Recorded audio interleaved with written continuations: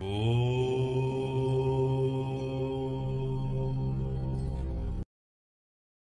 అండి, అందరికీ నమస్కారం.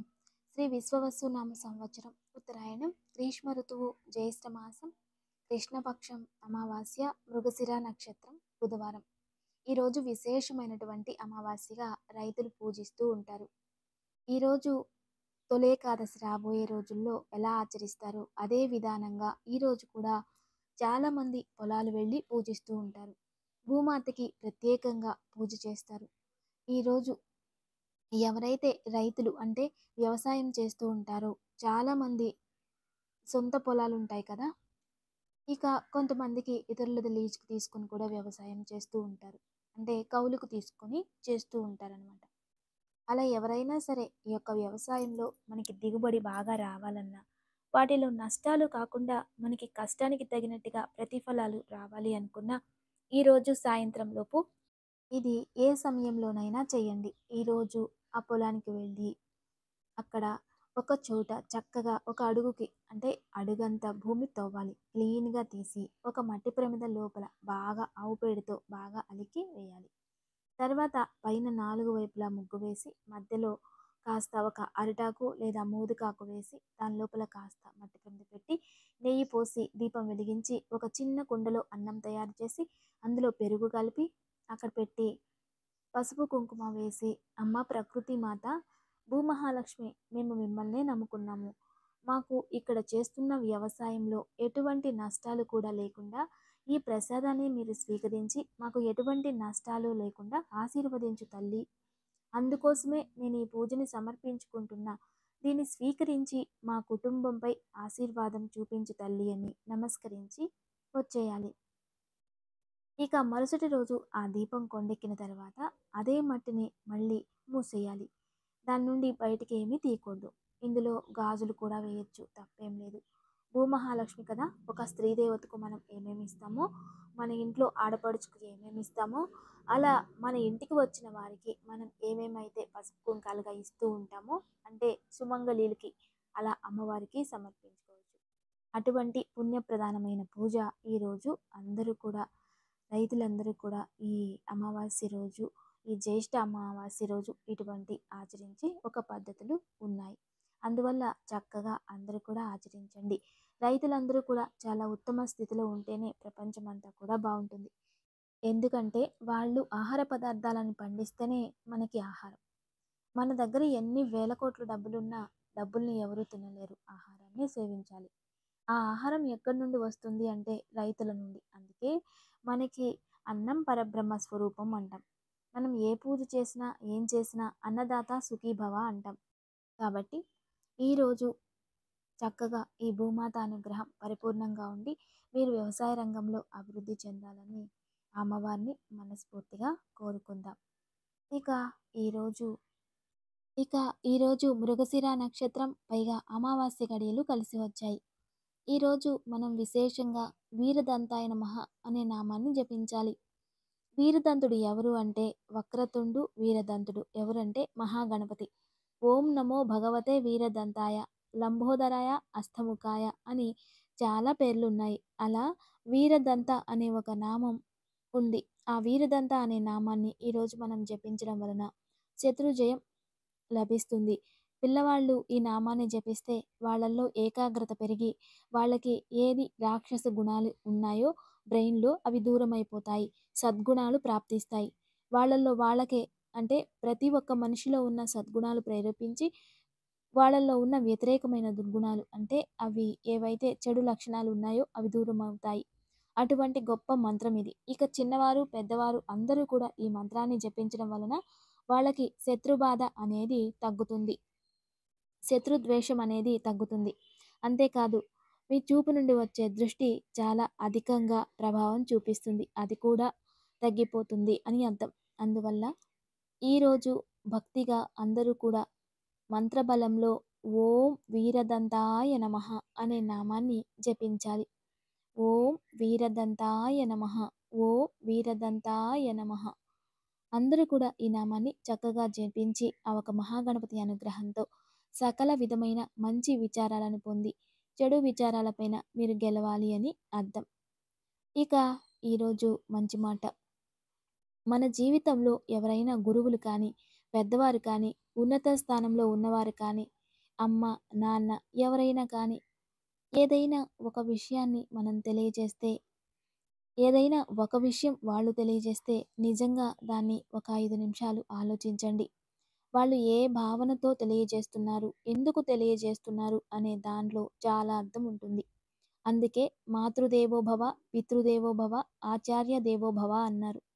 మాతృ అయ్యుండొచ్చు, పితృ అయ్యుండొచ్చు, ఆచార్య అంటే గురువు కూడా అయ్యుండొచ్చు. వీళ్ళు ఏది బోధించినా, మనకి ఏం చెప్పినా కూడా అది మన మంచితనానికే అయ్యుంటుంది. మనకి మంచే చేస్తూ ఉంటుంది. ఈ కాలంలో చాలామంది ఎలా ఉన్నారంటే, నాన్న ఏదైనా చెప్తే, "నీకు తెలియని ఊరికే ఉండు నాన్న." అమ్మ ఏదైనా చెప్తే, "అమ్మ నీకేం తెలుసు? చదువుకుంటుంది నువ్వా నేనా?" అని జీవితంలో వాళ్ళకి జరిగిన నిజమైన అనుభవాలు మీకు జీవితంలో ఎప్పుడూ జరిగుండొచ్చు. ఎన్ని పుస్తకాలు చదివినా బతకడానికి ఒక ఆధారం, బతకడానికి ఏదైనా ఒక ఉద్యోగం చేసుకొని జీవించడానికి ఉంటుంది తప్ప, నిజంగా అనుభవం అనేది పుస్తకాలలో ఉండదు. పుస్తకాలలో ఉండేది జీవితంలో రాదు. అది కేవలం ఒక ఆధారం. ఆ పుస్తకాలలో ఉన్నదాన్ని ఆధారం చేసుకొని, దాన్ని ఉపయోగించుకొని, నువ్వు కుటుంబాన్ని పోషించడానికి ఉద్యోగమో, ఏదైనా పనో చేయగలుగుతావు. అంతే తప్ప జీవిత పాఠాలని, జీవిత అనుభవాలని నువ్వు పుస్తకాల ద్వారా నేర్చుకోలేవు.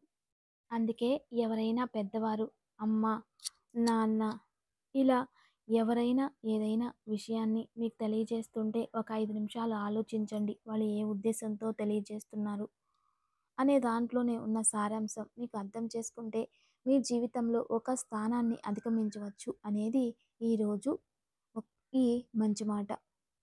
ఇక పుత్రశోకాలు ఎలా వస్తాయి అనేటటువంటి విషయాన్ని ఇప్పుడు మనం వివరంగా తెలుసుకుందాం. దీనికి జ్యోతిష శాస్త్రం తెలియజేస్తున్నది ఏమిటి అంటే, జ్యోతిష్యంలో పంచమ స్థానం పుత్రస్థానం అంటాం. గురు అధిపతి అంటుంటాం. పంచమ స్థానాధిపతి నీచ స్థానంలో ఉండి, పంచమ స్థానంలో రాహువు లేదా పంచమ స్థానంలో పాపగ్రహాలు ఉండి, ఆ పంచమ స్థానాధిపతి నీచ స్థానంలో ఉండో, లేదా పంచమ స్థానం పైన ఆ స్థానాధిపతి నీచ స్థానంలో ఉండడం, పంచమ స్థానాధిపతి 6వ ఇంట్లో, 8వ ఇంట్లో లేదా క్షయస్థానం అంటే 12వ ఇంట్లో ఉండి, పంచమ స్థానంలో ఉన్న అధిపతి నీచ స్థానంలో ఉండి, లేదా పంచమాధిపతిపై ఈ 8వ ఇంట్లో, 6వ ఇంట్లో మరియు క్షయంలో గ్రహ దృష్టి ఏదైనా ఉండి, పంచమ స్థానాధిపతి నీచ స్థానంలో ఉంటే ఖచ్చితంగా ఆ ఇంట్లో పుత్రశోకం లేదా పుత్రికా శోకం, సంతాన శోకం ఖచ్చితంగా జరుగుతుంది. అలాగే జన్మ జాతకంలో నక్షత్ర దోషాలు ఏవైనా ఉన్నప్పుడు దానికి ప్రాయశ్చిత్తం చేసుకుంటే, ఆ పరిష్కారాలను ఆచరించడం వలన, ప్రాయశ్చిత్తం చేసుకోవడం వలన ఖచ్చితంగా దాని నుండి విముక్తి పొందవచ్చు. ఆ దోషం నుండి బయటికి రావచ్చు. ఇక ఈరోజు తారాబలం. ఈరోజు మృగశిర నక్షత్రాన్ని నిత్య నక్షత్రంగా స్వీకరించినట్లయితే అశ్విని మఖ మూల నక్షత్రం వారికి ప్రత్యక్తార. ఇది అంత మంచిది కాదు. ఇక భరణి పుబ్బ పూర్వాషాఢ నక్షత్రం వారికి క్షేమతార. ఈరోజు అత్యంత శుభకరమైన రోజు, ఉపయోగం చేసుకోండి. కృతిక ఉత్తర ఉత్తరాషాఢ వారికి విపత్తార. జాగ్రత్తగా ఉండండి. పైగా అమావాస్య కూడా ఉంది. ఇక రోహిణి హస్త శ్రవణ నక్షత్రం వారికి సంపత్తార. ఆర్థికంగా చాలా బలంగా ఉంది, ఉపయోగం చేసుకోండి. ఇక మృగశిర చిత్త ధనిష్ట నక్షత్రం వారికి జన్మతార. ఈ రోజు కాస్త జాగ్రత్తగా ఉండడం చాలా మంచిది. ఆరుద్ర స్వాతి శతభిష నక్షత్రం వారికి ఈరోజు పరమమిత్రతార.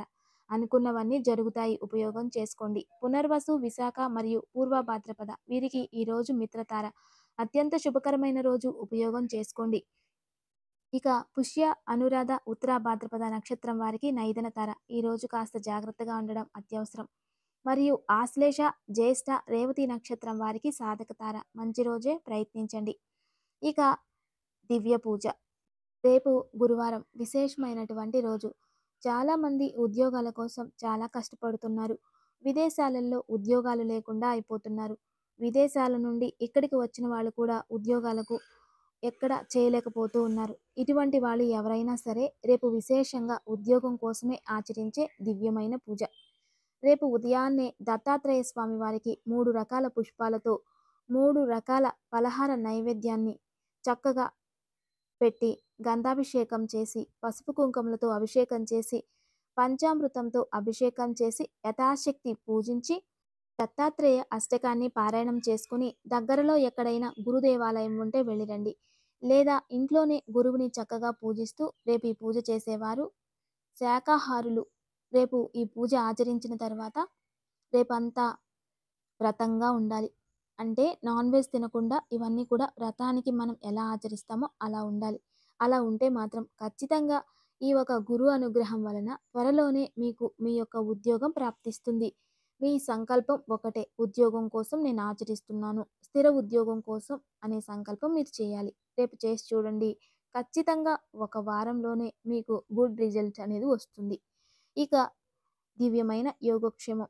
ఈరోజు మనం శత్రువుల్ని గెలవడానికి మరియు మనపై ఏదైనా నెగిటివ్ ఎనర్జీ ఉంటే దాన్ని తొలగించుకోవడానికి మనము ధర్మ మార్గంగా నడుచుకుంటూ ఉన్నా కూడా ఇతరుల వల్ల మనం చాలా క్షోభ అనుభవిస్తున్నాం. ఎవరో మనకి బాధ పెడుతున్నారు. ఎవరో పరపురుషులు, పరస్త్రీల నుండి కుటుంబంలో మనకి గొడవలు జరుగుతున్నాయి. ఇప్పుడు మనం ఏం చేయాలి అనే సంఘటనలో ఉన్నవారు ఈరోజు సాయంత్రం ఒక కంచంలో ఎర్ర నీళ్లు తయారు చేసి అందులో 4 ఎర్ర పుష్పాలు వేసి దాని మధ్యలో మట్టి ప్రమిద పెట్టి నెయ్యి కానీ నూనె కానీ పోసి దీపం వెలిగించి వీరభద్రాష్టకము అని ఉంటుంది. ఈ వీరభద్రాష్టకము అని దాన్ని చక్కగా పారాయణం చేసుకుని, స్వామి వీరభద్ర, మీ కృపా కటాక్షాల వలన నాకు సమస్త శత్రుత్వ దోషం పోవాలి. నేను ఏదైతే కోరుకుంటూ ఉన్నానో అది నాకు జరిగేలా ప్రాప్తించు స్వామి అని సంకల్పం చేసుకుని ఆ ఎర్రని నీరు తల మీద ప్రోక్షణ చేసుకోవాలి. తర్వాత ఆ దీపాన్ని దేవుడి గదిలో పెట్టి ఆ నీటిని తీసుకెళ్ళి చెట్టుకు పోసేయండి. ఇంటి దగ్గరే అలా చేసుకుంటే ఖచ్చితంగా ఆ వీరభద్రస్వామి అనుగ్రహం వలన మీకు ఏ భయం ఏమీ లేకుండా ఎవరి వల్ల బాధ కలుగుతుందో దాని నుండి విముక్తి చెందుతారు. నమస్తే. Thanks for watching.